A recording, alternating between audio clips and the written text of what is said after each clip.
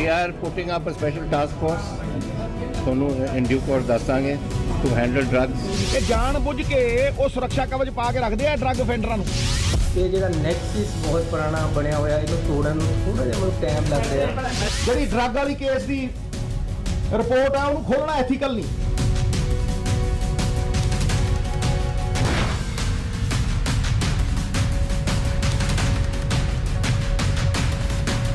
2017 पंजाब विधानसभा चुनावों के ठीक पहले एक फिल्म आई थी उड़ता पंजाब।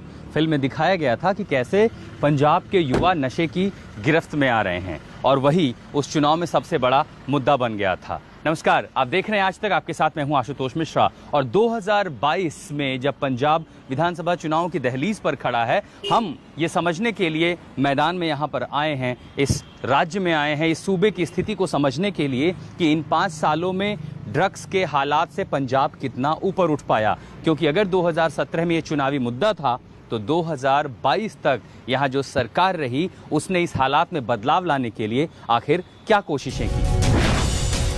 जब बादलों की सरकार थी तब पंजाब में जमीन तलाश रही आम आदमी पार्टी और कांग्रेस ड्रग्स को लेकर उस पर हमलावर थी।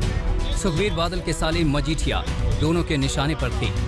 फिर कांग्रेस की सरकार बनी तो विधानसभा में मजीठिया ने सिद्धू को ही तस्कर बता दिया।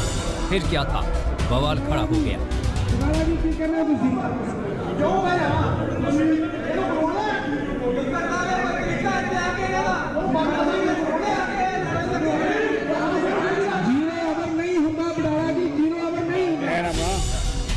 पंजाब फिर से चुनाव की दहलीज पर खड़ा है और ड्रग्स पर सियासत जारी है। वहीं पंजाब का युवा ड्रग्स के चंगुल में फंसता जा रहा है।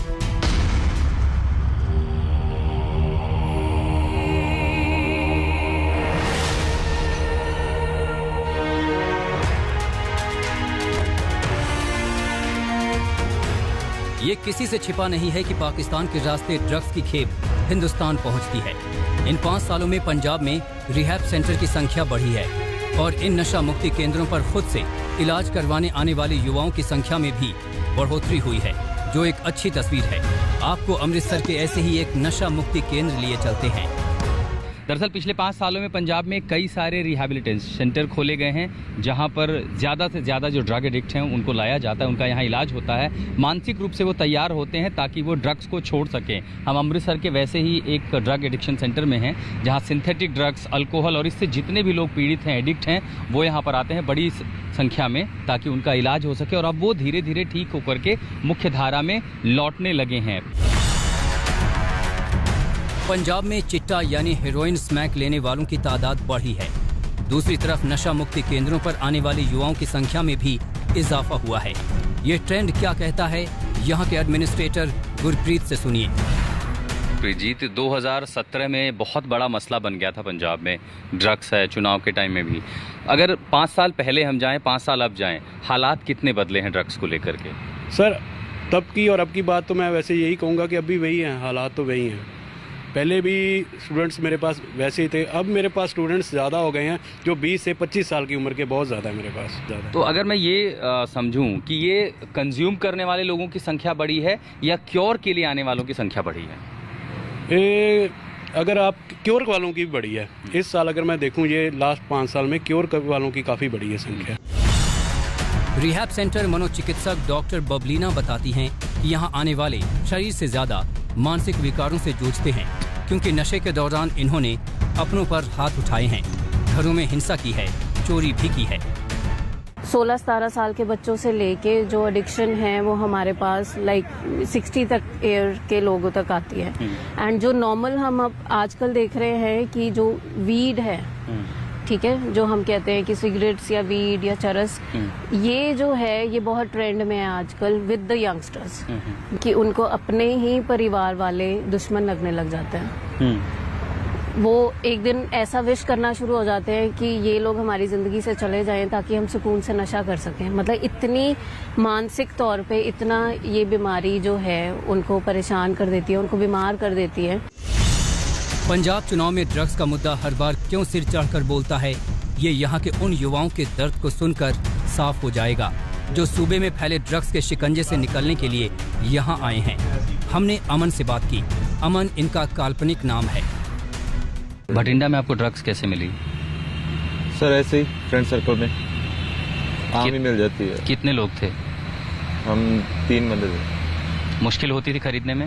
नहीं सर, आसानी से मिल जाता है। पहले आसानी से मिल जाता था, बाद में फिर इन्होंने थोड़ी सख्ती की गवर्नमेंट ने एक बार, तो उससे महंगा हो गया, रुका नहीं।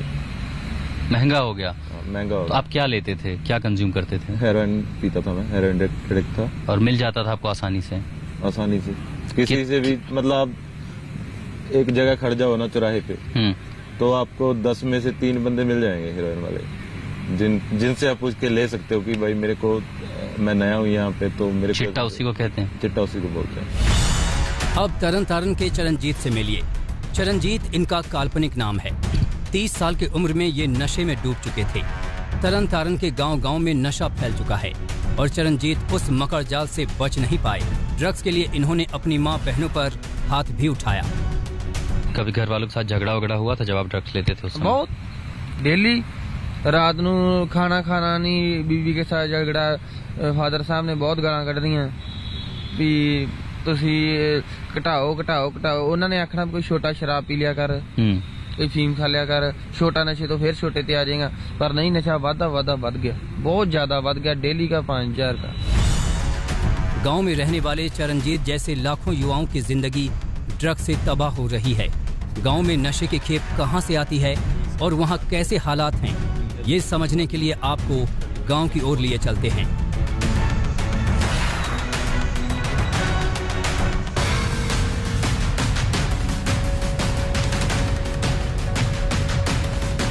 अमृतसर से लगभग 40 किलोमीटर दूर तरन तारण जिले का ये धोटिया गांव है।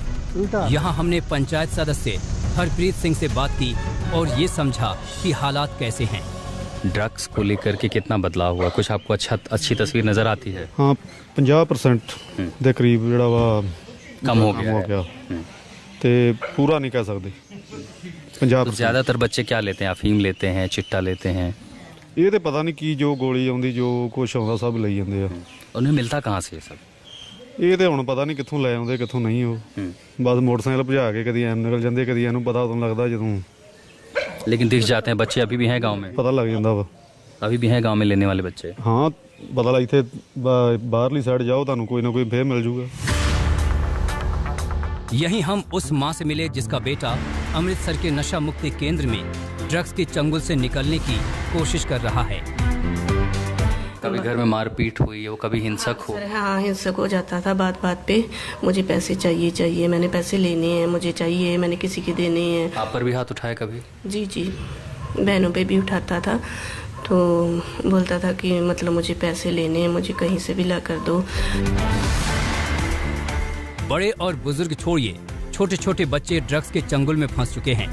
इस गांव में ऐसे कई घर हैं जहां इस जहर ने कई चिराग बुझा दिए। बच्चों की मौत तक हो चुकी है। कितने बच्चों को आप देखती हैं सड़कों पर इस तरह नशा करते हुए? शाम के टाइम काफ़ी निकलते हैं लड़के और बहुत बुरा लगता है आपको देख करके? बहुत दुख होता है, बहुत दुख इस गांव में है। काफ़ी कई ऐसे भी आपको घर मिलेंगे जिनके एक लड़का वो उसकी डेथ हो चुकी हुई है नशे के दौरान ही। हाँ, तो ये है, हालात काफ़ी ख़राब हैं इस गांव में, काफ़ी नशा है। लोगों से मिली जानकारी के आधार पर हम गांव के बाहर एक ऐसी ही अधूरी इमारत के हिस्से में पहुंचे। हमने देखा कि हर जगह जिंदगी को तबाह करने वाले जहर के निशान बिखरे पड़े थे। तरन तारण के एक गांव में पहुंचा हूं और यहाँ पर हमें गांव में जो पीड़ित है ड्रग्स, उनके परिवारों से भी हमारी मुलाकात हुई और फिर हमें बताया कि कैसे गांव के जो दूसरे बच्चे हैं किन इलाकों में जाकर नशा करते हैं। गांव से बाहर जो भी खाली जगह पाई जाती है, फिर वो कुछ भी हो, स्कूल के बाहर की बिल्डिंग हो, कोई निर्माणाधीन इमारत हो या फिर ऐसे खंडर नुमा कोई इलाके हो, यहाँ पर अक्सर बच्चे बैठते हैं, यहाँ पर बेचे भी जाते हैं और यहाँ सेवन किया जाता है। इस तरह की जो एल्यूमिनियम शीट जैसी आप चीज़ें देख रहे हैं, दरअसल इनका इस्तेमाल किया जाता है चिट्टे के लिए, जिस पर रख के वो चिट्टा लेते हैं। और इस समय ये देखिए, इसमें लगा हुआ जैसे मोड़ा गया हो भर के। तो दरअसल ड्रग्स क्या क्या कंज्यूम किया जाता है सिंथेटिक ड्रग्स में, उसके लिए ऐसी ही जगह इस्तेमाल की जाती है। देखिए, इंजेक्शन लिए जाते हैं और उस तरह के इंजेक्शंस के लिए उस तरह की बॉटल्स आपको यहाँ पर दिखाई पड़ जाएंगी। और ऐसी एक नहीं है, देखिए एक बॉटल हमने यहाँ देखी, ये दूसरी बॉटल यहाँ रखी हुई है, ये है इस बॉटल के साथ ये देखिए यहाँ नीडल भी रखा हुआ है, क्योंकि दरअसल आपने देखा होगा कि ड्रग्स को कई बार इंजेक्शन के ज़रिए इंजेक्ट किया जाता है। एक यहाँ आपको मिल जाएगा, ये देखिए एक इंजेक्शन यहाँ पर है। और ये दरअसल सबूत है, हम ज़मीन पर जो कुछ देख पा रहे हैं ये बताता है कि आखिर ड्रग्स की समस्या कितनी बड़ी है।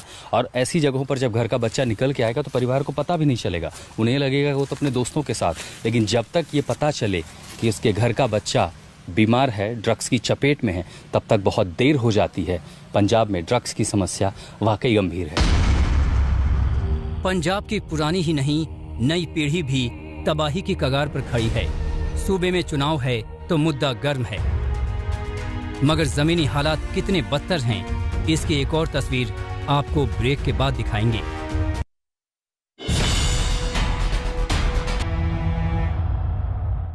शमशान घाट की जो खाली इमारत है उसका इस्तेमाल भी ड्रग अब्यूज़ के लिए किया जा रहा है। और ये दरअसल कोशिश है ये बताने की, ये हकीकत सामने लाने की कि हालात अभी भी कितने ख़राब हैं और क्यों इस पर ज़रूरत है जल्दी से जल्दी कार्रवाई करने की। एक बड़े स्तर पर न सिर्फ एक अवेयरनेस, जागरूकता का कार्यक्रम चलाया जाए, बल्कि ये भी कोशिश की जाए कि गांव-गांव तक कम से कम रिहैबिलिटेशन की व्यवस्था हो, रिहैब सेंटर खोले जाएं।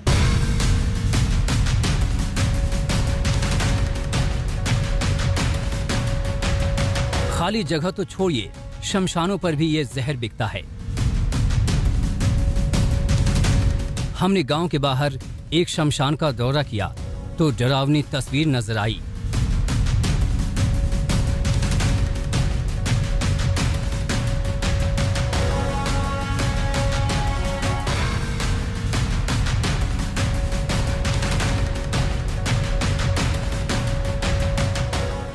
पंजाब में ड्रग्स की समस्या जो है वो लगातार सियासत का मुद्दा बनी रही। 2017 के चुनाव में भी और अब 2022 में भी ये मुद्दा जरूर उठाया जाएगा, लेकिन ये समस्या इतनी गंभीर है इसे सिर्फ सियासी मुद्दा नहीं बल्कि इसको हल करने की जरूरत है, वरना वो समय दूर नहीं जब पूरी युवा पीढ़ी इस ड्रग्स का शिकार हो जाएगी। पंजाब में ताकत है, कुव्वत है, ये पूरा सूबा अपनी बहादुरी के लिए, खुशहाली के लिए जाना जाता है। इसीलिए समय रहते जरूरत है, दरकार है कि इस राज्य को नशे से बचाया जाए। उड़ता पंजाब को उगता पंजाब बनाने की जरूरत है। फिलहाल इस खास पेशकश में इतना ही। देश और दुनिया की दूसरी खबरों के लिए आप देखते रहिए आज तक।